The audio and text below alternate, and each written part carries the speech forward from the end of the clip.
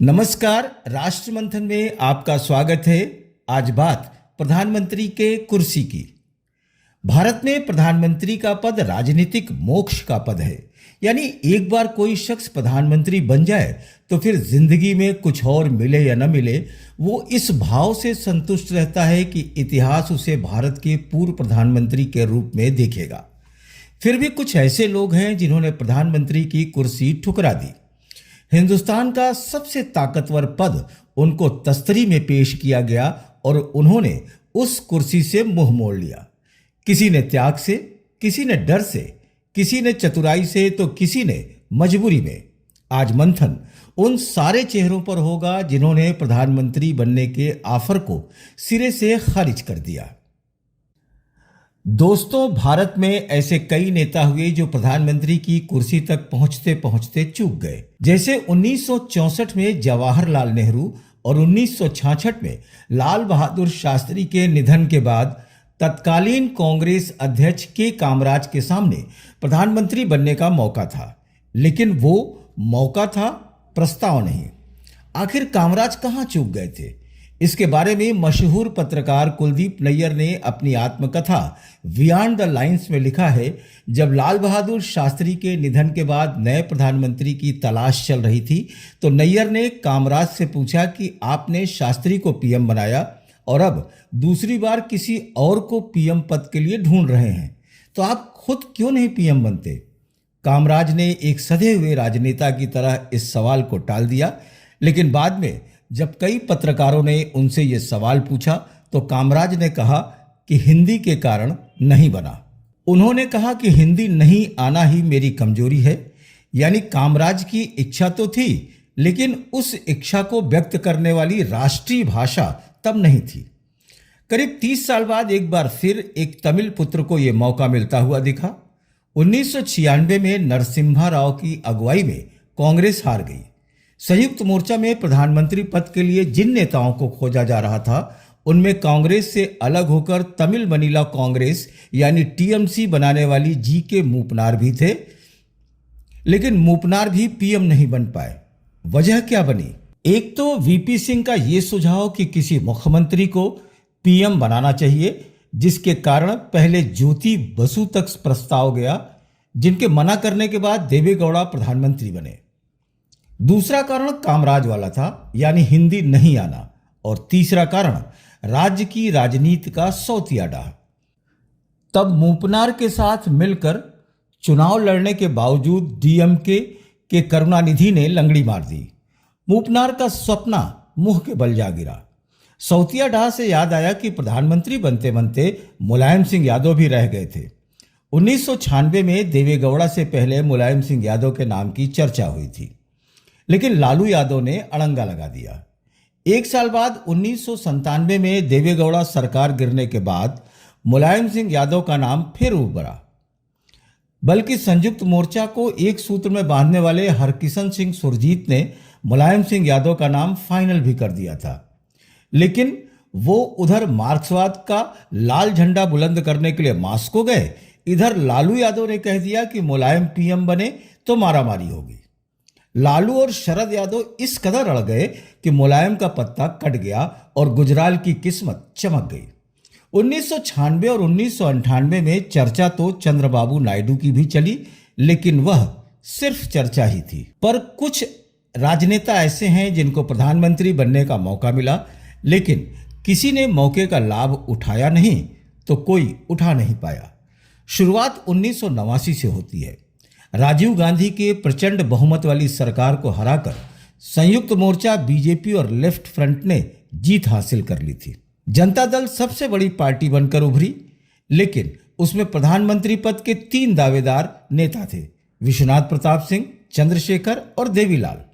वैसे उस चुनाव के हीरो विश्वनाथ प्रताप सिंह थे।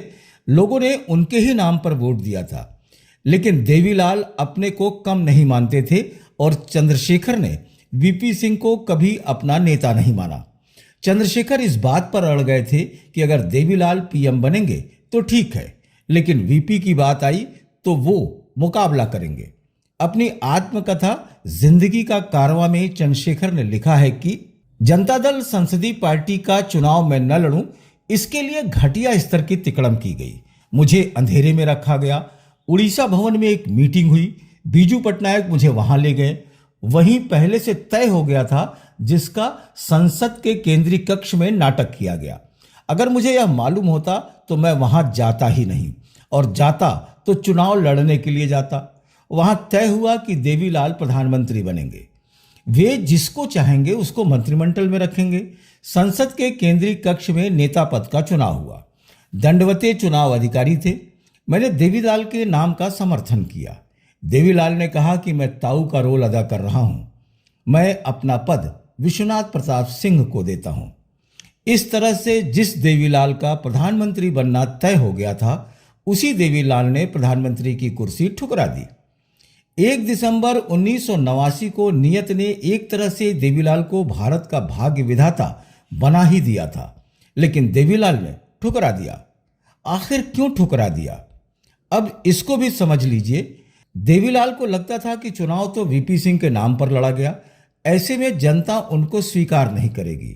देवीलाल के दूर के रिश्तेदार और तब जनता दल के नेता रहे सोमपाल ने देवीलाल से कहा था कि जनता ने वीपी सिंह के नाम पर वोट दिया है, लेकिन आप प्रधानमंत्री बन गए तो जनता बड़ी दुर्गत करेगी। यह बात सही है कि उस समय वीपी के नाम पर लोगों में अजीब सी दीवानगी थी। अपनी आत्मकथा में पूर्व वित्त मंत्री यशवंत सिन्हा ने लिखा है कि चुनाव जीतने के बाद बांका के सांसद दिग्विजय सिंह अपने कुछ दोस्तों के साथ नई दिल्ली में जनपद पर एक पान की दुकान पर पान खाने के लिए पहुंचे। उनकी बातचीत से पान वाले की समझ में आ गया कि ये लोग जनता दल से हैं, और इसलिए यूं ही पूछ लिया कि आपका प्रधानमंत्री कौन बनने जा रहा है। इस पर दिग्विजय सिंह ने कहा कि देवीलाल। पान वाले ने दिग्विजय सिंह को पान दे दिया था, लेकिन झट से छीन लिया और चिल्लाया कि जाओ, तब कहीं और जाकर पान खा लेना। वीपी सिंह की इसी लोकप्रियता और कुछ अपने देसी गवई अंदाज के कारण देवीलाल ने प्रधानमंत्री का पद ठुकरा दिया था और किंग की जगह किंग मेकर बनकर रह गए। इस घटना के 1.5 साल बाद एक बड़ी राजनीतिक त्रासदी से देश गुजरा। 21 मई 1991 को पूर्व प्रधानमंत्री राजीव गांधी की हत्या हो गई। उस समय लोकसभा के चुनाव हो रहे थे और चंद्रशेखर की काम चलाऊ सरकार थी। चुनाव में कांग्रेस की जीत के बाद सवाल उठा कि कौन बनेगा प्रधानमंत्री। कांग्रेस ने 232 सीटें जीती थीं, लेकिन बहुमत का इंतजाम हो गया था। अपने जीवन के सबसे दारुण शोक में डूबी सोनिया गांधी के दरवाजे पर कांग्रेस ने दस्तक दी कि आप ही कांग्रेस का अध्यक्ष भी बन जाइए और प्रधानमंत्री भी, लेकिन सोनिया गांधी ने मना कर दिया। पर कांग्रेस ने फैसला सोनिया गांधी पर ही छोड़ दिया। सोनिया गांधी के नजर में सबसे पहले शंकर दयाल शर्मा का नाम कौन था, जो उस वक्त उपराष्ट्रपति थे।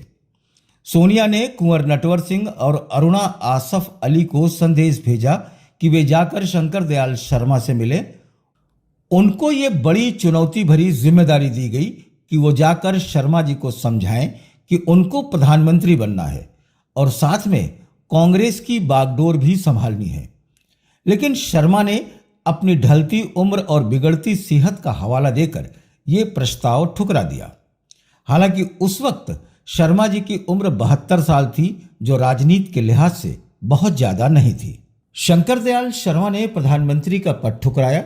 उसके 5 साल बाद एक और नेता ने प्रधानमंत्री बनने से इनकार कर दिया। 1996 में किसी दल को बहुमत नहीं मिला। बीजेपी सबसे बड़ी पार्टी बनकर उभरी, लेकिन छोटे छोटे दलों ने संयुक्त मोर्चा बनाया, जिसको समर्थन देने के लिए कांग्रेस तैयार हो गई। लेकिन सवाल उठा कि प्रधानमंत्री कौन बनेगा।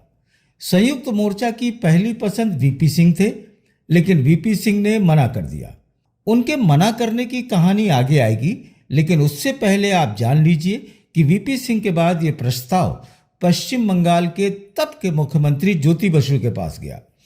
ज्योति बसु प्रधानमंत्री बन गए होते, लेकिन उनकी पार्टी सीपीएम की पोलित ब्यूरो ने इनकार कर दिया। तब ज्योति बसु चाहते तो पीएम बन सकते थे, लेकिन पार्टी की इच्छा के आगे झुक गए। हालांकि बाद में उन्होंने प्रधानमंत्री पद ठुकराने को ऐतिहासिक भूल करार दिया था। ज्योति बसु के मना करने के बाद पहले देवगौड़ा और फिर गुजराल देश के प्रधानमंत्री बने। लेकिन इन दोनों प्रधानमंत्रियों की सत्ता की पालकी ढोने वाली कांग्रेस दिन पर दिन जर्जर होती जा रही थी।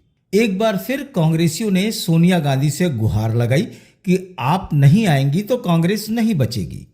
तो 1998 के लोकसभा चुनाव में प्रचार के लिए सोनिया गांधी तैयार हो गई। वो चुनाव कांग्रेस हार गई, जिसके बाद सोनिया गांधी को कांग्रेस का अध्यक्ष बनाया गया। 6 साल की मेहनत से 2004 में सोनिया गांधी ने कांग्रेस को सत्ता में पहुंचा दिया। अब सवाल उठा कि प्रधानमंत्री कौन बनेगा। कांग्रेस ने कहा कि सोनिया गांधी। कांग्रेस की अगुवाई में बनी संयुक्त प्रगतिशील गठबंधन यानी यूपीए ने भी सोनिया गांधी के नाम पर समर्थन दे दिया।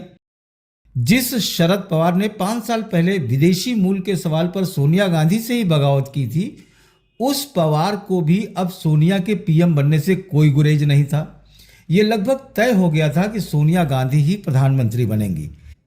लेकिन इन मौके पर उन्होंने यह कहकर प्रधानमंत्री का पद ठुकरा दिया कि उनकी अंतरात्मा इसकी इजाजत नहीं दे रही है।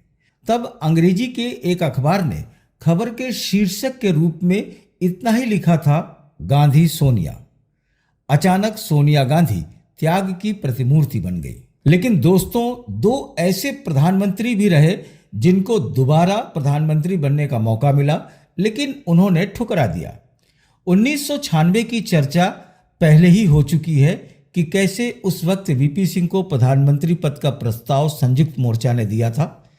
वरिष्ठ पत्रकार राम बहादुर राय ने अपनी किताब मंजिल से ज्यादा सफर में वीपी सिंह का इंटरव्यू किया था। उसमें वीपी सिंह कहते हैं कि जनता दल, संयुक्त मोर्चा और वाम मोर्चा के नेताओं ने जिद की थी कि मैं ही प्रधानमंत्री बनूं। देवेगौड़ा और करुणानिधि मेरे घर आए थे। हरकिशन सिंह सुरजीत से लेकर दूसरे कम्युनिस्ट नेता और चंद्रबाबू नायडू से लेकर लालू प्रसाद और रामविलास शरद यादव तक मेरे नाम पर अड़े हुए थे, लेकिन मैं प्रधानमंत्री बनने को तैयार नहीं था। देवेगौड़ा और करुणानिधि ने कहा था कि वो शाम को फिर आएंगे। मुझे लगा कि घर आए नेताओं को मना करना मुश्किल होगा, इसलिए मैं दिन में ही घर से निकल गया। पहले मैं अपने एक दोस्त के घर पर रुका, फिर रिंग रोड पर यूं ही घूमता रहा। शाम होते होते सोहना निकल गया। जब वहां खबर सुनी कि संयुक्त मोर्चा ने देवेगौड़ा को अपना नेता चुन लिया है, तो मैं वापस आया। आखिर एक बार प्रधानमंत्री बन चुके वीपी सिंह दोबारा पीएम बनने को तैयार क्यों नहीं हुए? राम बहादुर राय की किताब के लिए दिए इंटरव्यू में वीपी सिंह ने लिखा है कि 1989 में जब मैं प्रधानमंत्री बना तो सबने यही कहा कि जनादेश मेरे लिए ही मिला है। यहां तक कि बीजेपी ने भी उस चुनाव में मेरे नाम का पोस्टर लगाकर वोट मांगा था। खुद आडवाणी ने मेरी पत्नी को फोन करके बार बार कहा कि वीपी सिंह को समझाइए कि वो प्रधानमंत्री बने। लेकिन प्रधानमंत्री बनने के बाद जैसे ही मैंने मंडल आयोग की सिफारिशों को लागू किया कि मीडिया का दृष्टिकोण बदल गया। अब लोग कहने लगे कि मैं पद लोलुप हूं, इसलिए इस बार मैं नहीं चाहता कि मेरे बाल बच्चों को यह सुनना पड़े कि तुम्हारे पिता पद लोलुप थे। वे यह कह सके कि मेरे पिता ने प्रधानमंत्री का पद ठुकराया भी। प्रधानमंत्री बनने का एक ऑफर वीपी सिंह के बाद पीएम बने चंद्रशेखर ने भी ठुकराया था। कांग्रेस के असहयोगी रवैये से खिन्न होकर 6 मार्च 1991 को चंद्रशेखर ने प्रधानमंत्री पद से इस्तीफा दे दिया। राष्ट्रपति आर वेंकट रमन को इस्तीफा देकर चंद्रशेखर अपने घर पहुंचे। तब तक कांग्रेस की बेचैनी बढ़ गई थी। राजीव गांधी ने तुरंत महाराष्ट्र के मुख्यमंत्री और चंद्रशेखर के दोस्त शरद पवार को बुलाया। राजीव ने पवार से कहा कि वे जाएं और चंद्रशेखर को इस्तीफा वापस लेने के लिए समझाएं। पवार ने अपनी आत्मकथा में लिखा है कि वो जानते थे कि चंद्रशेखर पद के लिए झुकने वालों में नहीं है, इसलिए उम्मीद तो नहीं थी, फिर भी मैं चंद्रशेखर के पास गया। पवार ने चंद्रशेखर से कहा कि वो बात करने के लिए आए हैं। चंद्रशेखर ने तीखे लहजे में कहा, तुम्हारे बॉस ने तुमको भेजा है। पवार ने मामले को पटरी पर लाने के लिए कहा कि कुछ गलतफहमियां हो गई थी, लेकिन कांग्रेस आपका इस्तीफा नहीं चाहती। कांग्रेस चाहती है कि आप प्रधानमंत्री बने रहिए। चंद्रशेखर गुस्से में थे। उन्होंने पवार से कहा कि ये मेरा व्यक्तिगत अहम का सवाल नहीं है, बल्कि प्रधानमंत्री पद की गरिमा का सवाल है।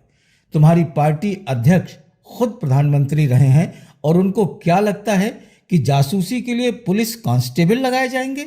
और फिर चंद्रशेखर ने फाइनल जवाब सुना दिया, जाओ और अपने बॉस से कह देना कि चंद्रशेखर दिन भर में 3 बार अपना मन नहीं बदलते। प्रधानमंत्री पद छोड़ने की यह सलाह चंद्रशेखर ने वाजपेयी को भी दी थी, जब बगैर बहुमत के उन्होंने सरकार बना ली थी। पद पर पहुंच जाना एक बात है और पद को छोड़ देने की क्षमता रखना भी एक बड़ी बात होती है। मैं ऐसा समझता हूं, प्रधानमंत्री जी से मैं आशा करता हूं कि उनके जैसे व्यक्तित्व के व्यक्ति को इस पद से बिना और बहस के त्याग पत्र दे देना चाहिए मुझे। लेकिन प्रधानमंत्री का पद ऐसा होता है कि कौन ठुकराता है, लेकिन भारत का इतिहास इन चेहरों को याद रखेगा, जिनमें किसी ने सिद्धांत के कारण तो किसी ने डर से प्रधानमंत्री का पद ठुकरा दिया था। इस वीडियो में इतना ही। खबरों की निष्पक्ष व्याख्या के लिए हमारे चैनल राष्ट्रमंथन को आप सब्सक्राइब जरूर कीजिए और ज्यादा से ज्यादा इसको शेयर कीजिए। आपका सब्सक्रिप्शन और शेयर ही हमारी ताकत है। और हाँ, अपनी राय हमें जरूर भेजिए। आपकी हर राय हमारे लिए बेहद मायने रखती हैं। फिर मंथन होगा किसी नए मुद्दे पर, बेबाक और सटीक। तब तक के लिए नमस्कार।